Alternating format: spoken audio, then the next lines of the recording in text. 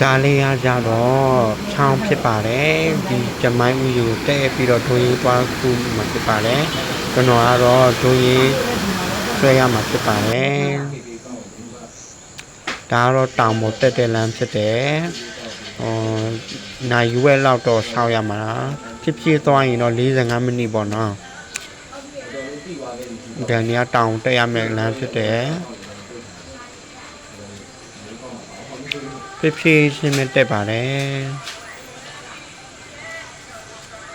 လမ်းလေးကလည်းကျင်းတယ်မူကလည်းရွာထားတယ်ဆိုတော့ဒီညာလေးကတော့ရှုခင်းလဲလှတယ်ပေါ့နော်ပြီးတော့ရောက်ခါနီးတဝက်လောက်ပေါ့နော်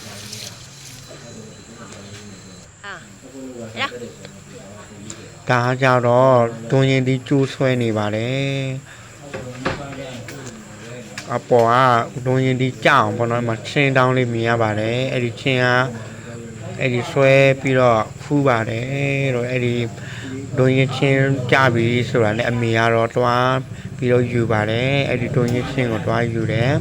ကျွန်တော်ကတော့ဆွဲပြီးတယ်ပေါ့နော်အမေကရှိတုံးပေါ့နော်အမေတို့ကပြန်ဆင်းသွားတဲ့ခါကျွန်တော်တယောက်တည်းပဲလုပ်နေရပါတယ်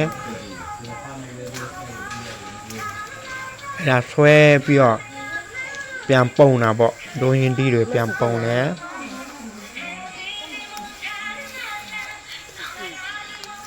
တူတို့တွေကတော့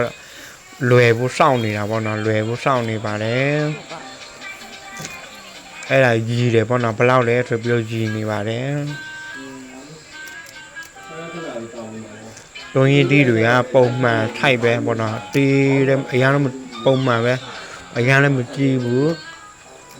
ဆိုတော့တီးတွေကပယ်တီးတွေရှိတယ်ပေါ့နော်အရင်တီးတယ်ဆိုလို့ရှိရင်ပယ်ရတယ်ပေါ့နော်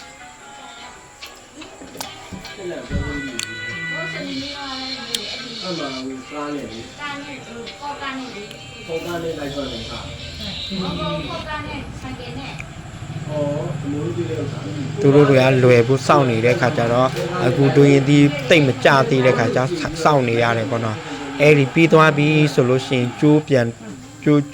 တင်တော့ရတယ်ပေါ့နော်ကျိုးပြန်တင်တယ်ချင်းတောင်ခုတဲ့သူတွေသူ့စီကိုပြန်ပို့တာပေါ့နော်အဲ့ဒါဆွဲပြီးတော့အပေါ်ကိုပြန်တင်တယ်ဒါလေးအောင်ခြံလေးဖြစ်တယ်ပေါ့နော်မခုတ်ရသေးဘူးပေါ့နော်ပေါင်းမရှင်းရသေးဘူးသူတို့တွေကချင်းတဲ့ကိုပြန်ထည့်လိုက်ပြီပေါ့နော်